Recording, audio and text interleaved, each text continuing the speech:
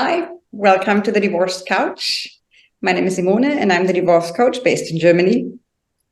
And hi, my name is Claire. I'm a divorce coach based in Coleraine in Northern Ireland.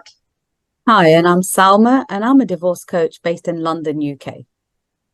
The other day, we talked about what potential new topic would be incredibly important for your viewers. And of course, when we Google divorce, it would either be custody questions or it would be finance questions. And what more would be important to have people who can talk about finance. So basically, it's about the finance mindset. Are you aware of finances? And as our guests have put it, would you rather turn a blind eye to money? Let me introduce you, Monika Müller and Volker Weyrich. They're German and they are working with FCM Finanz Coaching, but to be really correct, Monika is a financial psychologist. She is the founder of her company, FCM Finanz Coaching, in 1999. She's the managing director of the FCM Finanz Coaching and has been a financial coach for almost 25 years. She has been a master certified coach of the International Coaching Federation for 20 years, and she has introduced the FINA Metrica assessment for financial risk tolerance to the German-speaking world in 2010, and has been offering the first financial coaching training to become an FCM Finanz coach since 2000 or in 2013. Next to her is her husband, Volker Weyrich. Volker Weyrich has been with the FCM Finanz Coaching for many, many years and is a trained FCM or FCM Finanz coach. He offers financial coaching for people at all stages of life who are open to profound change. And he's also an expert in risk profiling with the aforementioned FINA Metrica, helping people to get to know themselves better as a financial decision maker. They're a family business, as I've just mentioned, and they are married. And their common goal is to promote financial health in families, business, and societies. What better people to ask when it's about financial mindset? So welcome on the couch. We're very, very happy to have you here.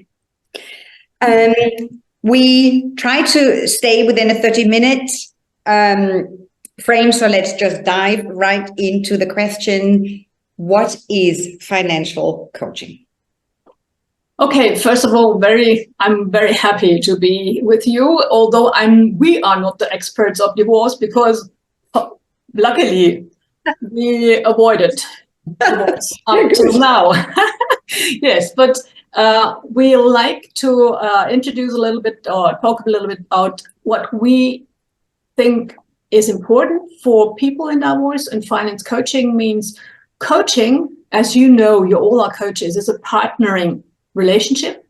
We are not the experts, the clients are the experts, but we offer powerful questions. And our questions when we offer financial coaching, they are about the decision-making in finances. And therefore, we think about what's the risk tolerance of the person or the couple or the people who are deciding.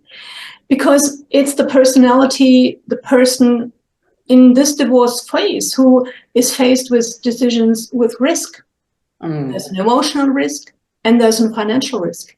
And if you don't know your risk tolerance, sometimes you are not in your comfort zone when you need to take a decision. And this sometimes is not about you or your partner or anybody else, but because your risk tolerance doesn't fit to the reward, the decision you have to take. So this is one focus we take. And the other is obviously about money. What we know is that money is a deep, deep relation that we have with ourselves. Money is important from the beginning of our life until the end.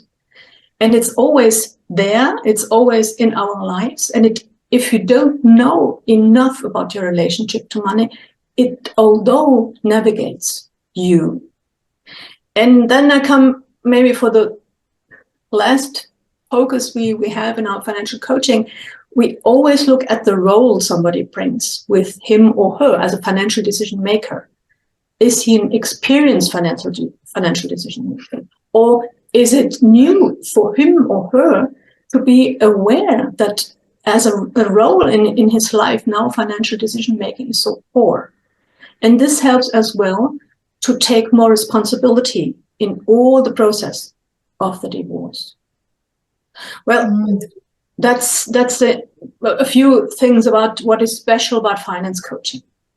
Yeah. That's really, really interesting and really helpful with lots of concepts and ideas that a lot of people probably haven't thought of. I know when I got divorced, I didn't have any of these concepts and I never heard of them. So I didn't understand the difference they would make.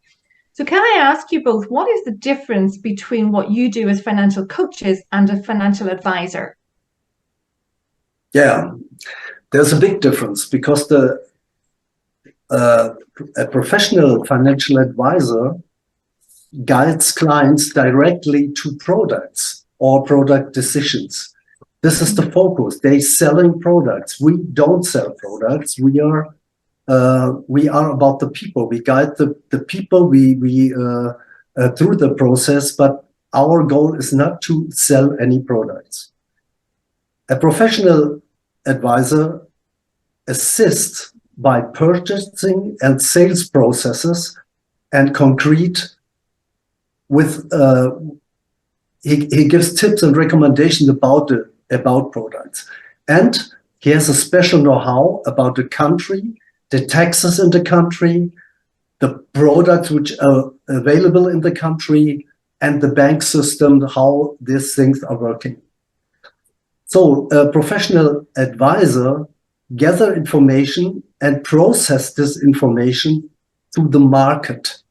He steers the conversation with the client, also with questions, but by the end of the day, he delivers solutions in terms of products. Yeah, that's very clear. Thank you. So can I just ask, sorry, so you would it be normal to work alongside a coach and an advisor? I think to start with a coach and end or take an advising process in addition is wonderful. But without this coaching process, especially in this emotional, tough situation, your emotions drive you. Even if you have a good financial advisor, his advice, his expertise, maybe you even don't understand it because you're so overwhelmed. That's what we would say. It's a good combination. It's a complementary service, and we are only financial coaches, but we work together with fee-based advisors, with advisors who know our work, and that's really good to have both experts, so to say. Thank you. I just have to jump in. I'm thinking, I mean, as usual, it would be much better to be aware of your money mindset before you go into divorce. I mean, it should be something, in a marriage. But I'm wondering, would you be able to offer support? And I mean, we're going a bit off topic here, but I love this about our couch because we know what, we just let it unfold because, with our experiences. So I'm assuming of this woman, very often it's the woman who's involved with the money.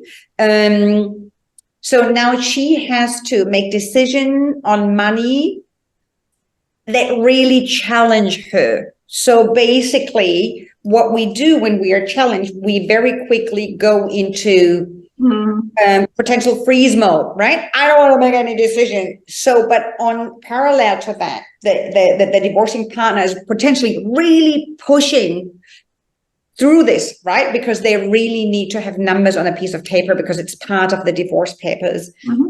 Do you think this is then where also this finance coaching could come in handy, that basically you just help overcome potential internal boundaries? Because now I very quickly have to become independent on money, which is being split. So not only do I maybe not want to split the money, but all of a sudden I also get money. But if I'm not used to receiving money, this is then difficult on so many levels.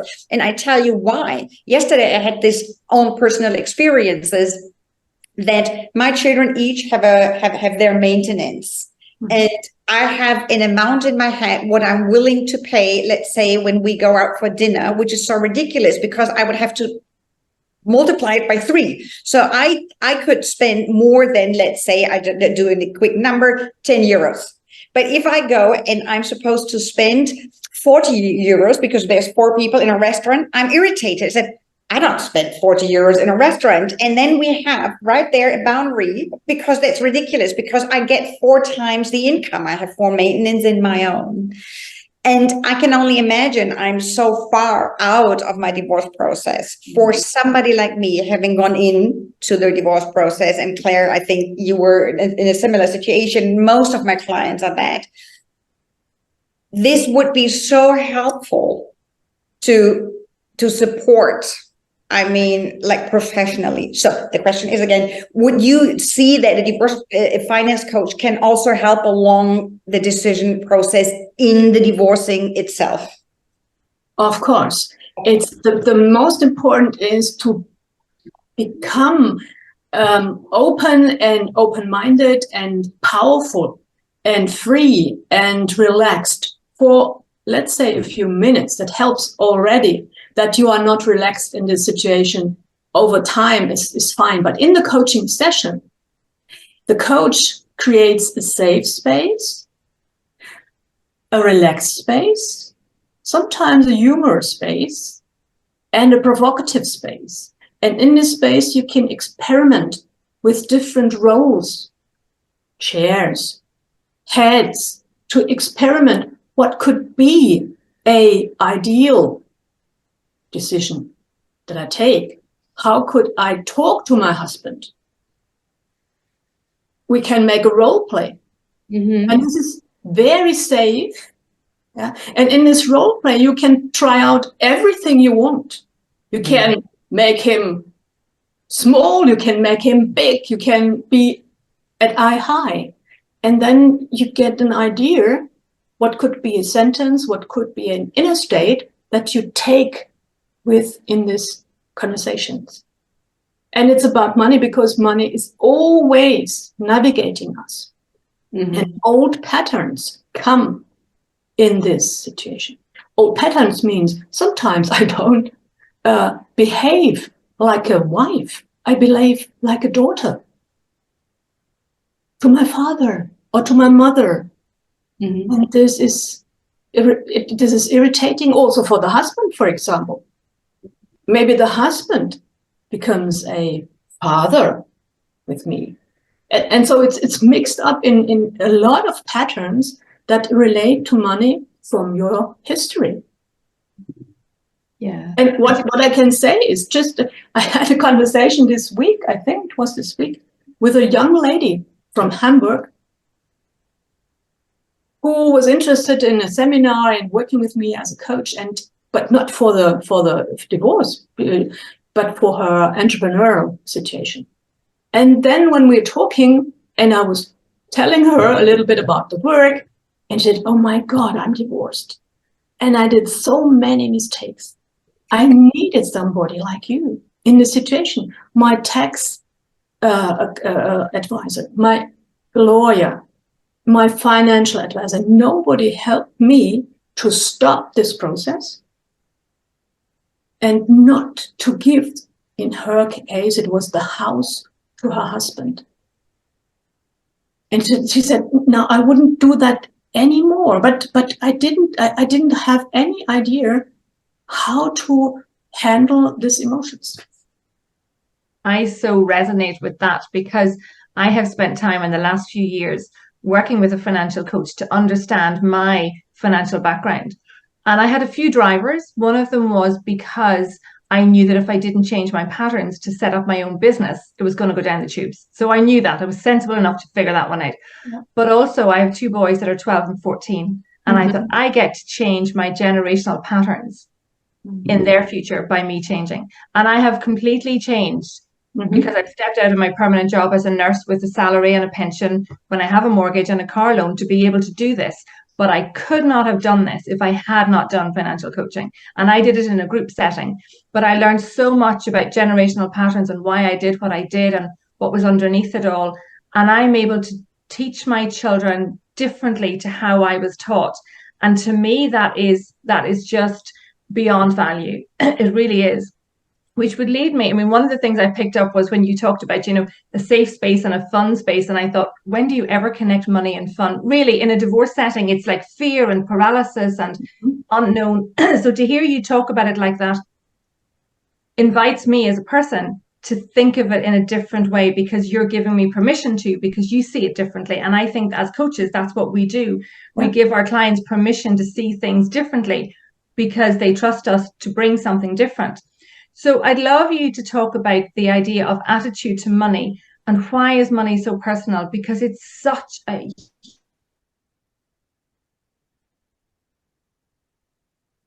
It's a very interesting question. And the answer is, money is as individual as a fingerprint related to you and your person. And this depends on many factors. For example, you know it by yourself. You got socialized. You grow up in a special culture, in a special religion. All these factors and many others, they have an impact on you and your thoughts, and also the experiences which you make in this environment are creating you as a person in your relation of money. And please listen, the positive ones and the negative ones, both create your thoughts in relation to money. And this shapes our approach from the very early stage, from the very early age of, when we grow up as kids. It starts as very small kids.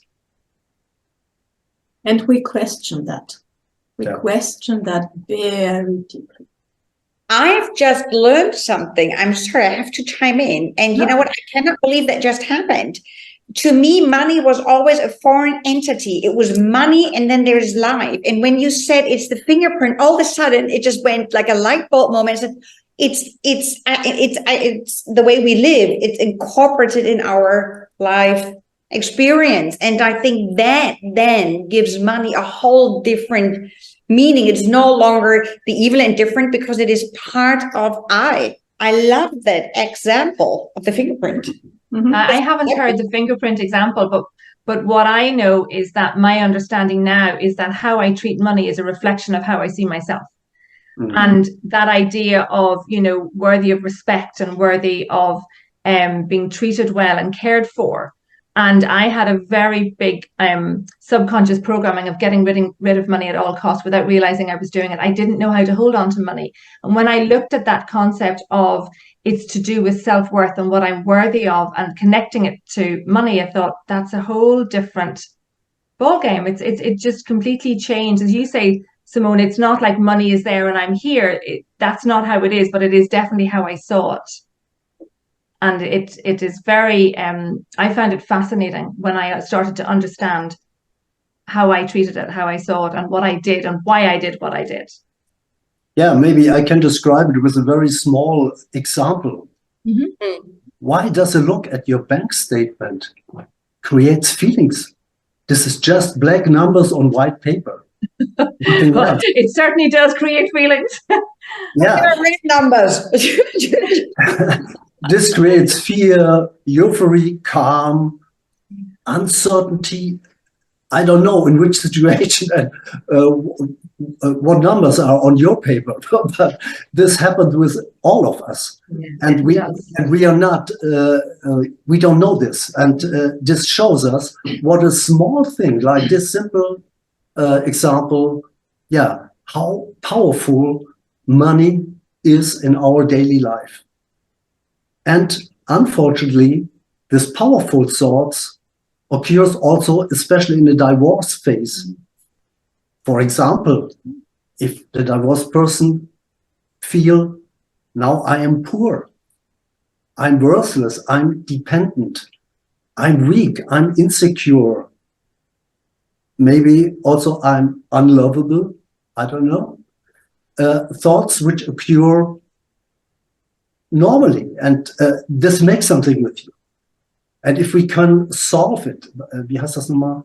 auflösen. Yeah, if we can reclaim this source, these protections, it makes you free. And the other thoughts, the negative thoughts, they put you in a dungeon. The beauty in Germany, and I don't know how about that in Ireland and in the UK, is because we have this separation year, that seems to be the perfect place to also claim it for yourself and don't just jump into decision-making process. So basically, to the viewers, don't let yourself being pushed. I had a client who talked to me about her friend who apparently had this amazing solicitor in the city that I will not mention. And for whatever reason, she was called into the notary office and she just basically signed away her money. So she did not make use of the opportunity of this whole year to when to make the decision on the money. Who am I? Am I, you know what, or go leave the office and say, you know what, we're still within this year. I'm not going to sign this. That was a very powerful message that you just gave there, Holger, to just basically, you know what, work with the time. You know what, don't let yourself push into a decision if it doesn't feel right. And you know what, ask anybody. This is just something I can think of. You know what, if you go and it's about money and you're not sure whether you want to make or you will potentially make a mistake, ask. If you don't have a coach, ask a friend and says, I'm about to talk about money. Tell me to take it slow and allow me or give me the permission to say, I don't know what I want to say at this moment. I'll need more time and leave. You know what, have somebody guide you and give you this space of not, you know what, making a decision on emotions, but on a cognitive level. Yeah, that's so important. And also, I would like to mention, for example, my mother. She thought she couldn't stay, she couldn't go because of the money. Yeah. This is another decision that a lot of people, women and men, they do. It's a big thing. Yeah. And this would be so wonderful if people learn about this work, what we do, what your coach did, and what maybe could help as we did. We also reflected a lot about money because we are a family business. Volker was earning a lot of money before he stepped into my business, and before he had a sabbat year, so to say, sabbatical, sorry, Yeah. to find out what he really wants in life, for him, for us. And then I hope I can say that, then he asked me during this phase to marry. And but it was a lot of conversation necessary about the fears, about the feeling I'm still worth as a person, how with and without money. That's the point. We go a little, maybe even a little bit further and say, we are free without and with money. And if you're not free without money, you will never be free with money. Can you say that again? I think that's worthy of saying again. If you're not free with money, you won't be free without money. And if you're not free without money, you will never be free with money. And this Wow. That's quite deep. Yeah. And this is these sentences. Take them and feel them in the whole body. I'm safe with and without money. I'm already safe. I'm safe in every situation when I'm able to take this projection from the money, to reclaim it on my identity carpet and feel it. And I'm worthy. I'm a worthy person with and without money. I wanted to, sorry, Yeah. go on. Simon. No, Salma, I've talked so much. You go. I just wanted to come back to what you mentioned earlier about the thoughts and feelings around, looking at your bank account or opening up your statements, because I suppose this is something that comes up for clients quite a lot, in not only in terms of how they're going to survive on their own, how they're going to pay their bills, etc., the mortgages, but equally, even before that, when it comes to filling out financial statements, etc., very often I have clients that are even scared to sort of fill out these forms because they're just so overwhelmed with the amount of information that is going to be required. It's things that they sometimes haven't even thought about. They have to go and find all that information. So I think that's what I was asking, like, so how, in those respects, all of these things that kind of hold us back in filling out these essential paperwork, looking at our bank accounts, planning ahead in terms of expenditures going forward, what impact do these feelings and emotions have on that? It's very individual, as Focus said, yes. And I would say at first I would like to come back to this a role of a decision maker, of a financial decision maker. I'm also training at financial advisors, and I tell them, for example, help your client to understand that he or she is a financial decision maker. It's not a saver, it's not an investor, it's not a giver. At the first, you are a financial decision maker. And this role for many people is very far away. Yeah, it's quite an alien concept, yes. And let me add, even if you don't make any decisions, this is a decision too. Yes, it is, isn't Yes, it? Yeah, absolutely. we talk about that. Yeah, and we don't realize that as humans a Yeah. lot. And if you start asking the clients, who are you as a decision maker? In this very moment, you empower them. And then the feelings are still there, but they start to get an idea that they can begin to manage that whole process. That it, as Volker said, it becomes a part of their identity. It's already there because they did take decisions, but not consciously. In a way, they were buying, selling, giving, but in this moment, you need a connection to this role. And we can, as an advisor or a coach, we can give people, we can tell them you are able to decide. You have been deciding for many years, and we now have a chance to look what was a good decision that you took in your life. Maybe you can learn from that. Maybe you took some risk in other situations, which you can learn from. And what is new? Okay, there are some new things that are very hard to take because you don't want them, because you feel if you decide, you get maybe the steps to your divorce get closer. This is also an ambivalent situation. Yeah, but to help to make it clear, and the best they can do is to step in this role with 2 feet. And I would say this is a wonderful option. I would say this is a chance for the future. Oh, it's lovely. I love it.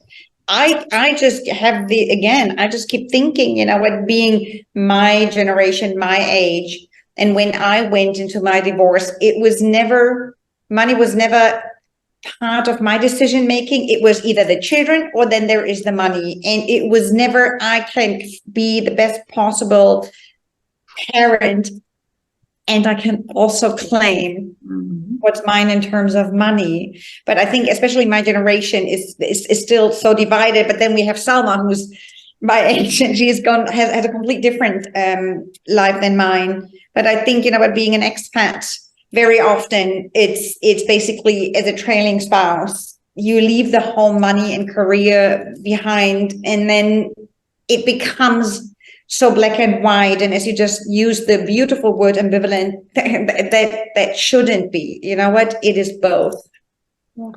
May I just say, sorry, when you just mentioned that, Simone, about our circumstances being very different, I think what I've sort of picked up from what these guys have been saying is that the important thing isn't necessarily your circumstances.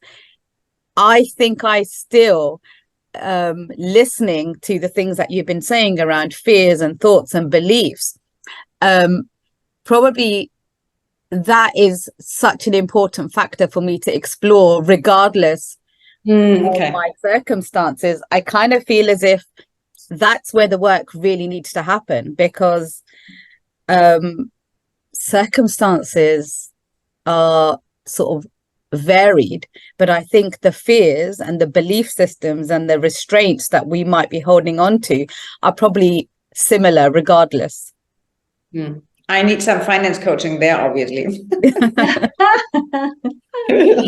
Everybody needs finance coaching, and now I'm like to tell you what finance coaching is doing.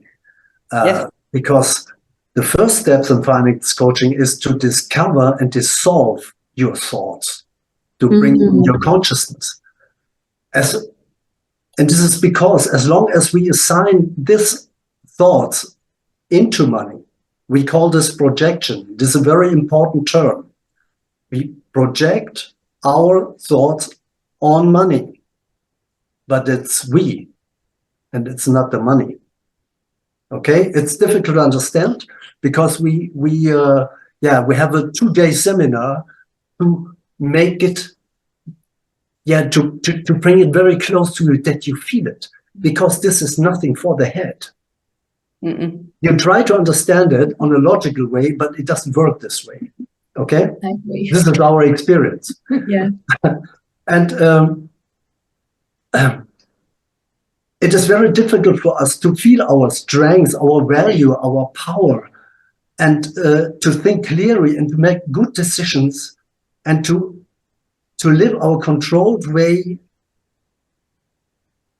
in sense of our goals, of our individual goals. We just can do it if we are free. And our negative thoughts, they don't make us free. They bind us to this negative thoughts. And we are bondaged. I would add also the positive thoughts are a trap. Because if I think money gives me freedom and security, this is also an illusion. Yeah. It's both sides. This is it's a challenge for everybody to all day, every day, find out what is the trap I'm in at the moment. But because it's normal, it's all around us. All the marketing of the banks tell us if you have enough money, everything is fine. Also, when you're an elder person, but that's not. And sometimes it's a trap. It's an illusion. But if you start and find out that you are, what I said, secure with and without money, it's a wonderful step. But the next one is you are independent with and without money. This is something that women love to hear and love to be free and independent with and without money and with her former husband. But the very interesting thing is to accept and to know and to feel that it is wonderful to be dependent from somebody. This is what my mother told me: never be dependent from a man or his money. And we all try to be independent. But at the end, it's both. To be independent is wonderful, and to be dependent is wonderful, because we all need other people. We need an advisor. We need a coach. we don't need a husband, but maybe we want some husband or somebody else or a women that we love. And after divorce, I think it's a new chance to think about what is the best way for me to be dependent. And I always say it's not a problem to be dependent. It's a problem that you choose the right person to be dependent. Yeah, I have to say, as we bring this to a close, that's been fascinating. I could talk to you guys for the next hour and a half. Thank you so much for everything that you've bring. And I have to say, I'm just going to comment and notice the freedom and the joy that you talk about this, Monica, just shines through you. And inspires me to want to feel the same and be the same and have this. It's like there's something, even though I've done lots of work on this, it's like there's something more. And I do understand that what we think is only so far, and what we feel is our truth. And I love, when I look back at the different things we've talked about, as coaches, we know that we can only change what we become aware of. So we need to become aware of it in order to change it. And hopefully what we've done for all of you listening is to raise an awareness around money that maybe will help you to think about it differently or ask different questions. And I loved the very end when you talked about, when you become aware of your thoughts and your attitudes around it, you can discover and then dissolve them, and then you have the power to be able to do something with them. And we subconsciously, by doing nothing, think we're not making decisions, but we're always making decisions even if there's no change. So when you know that, you can think, well, what am I going to choose to believe? What am I going to choose to do with what I have? Maybe I don't think this will serve me well. Maybe I would like to find something that would serve me better.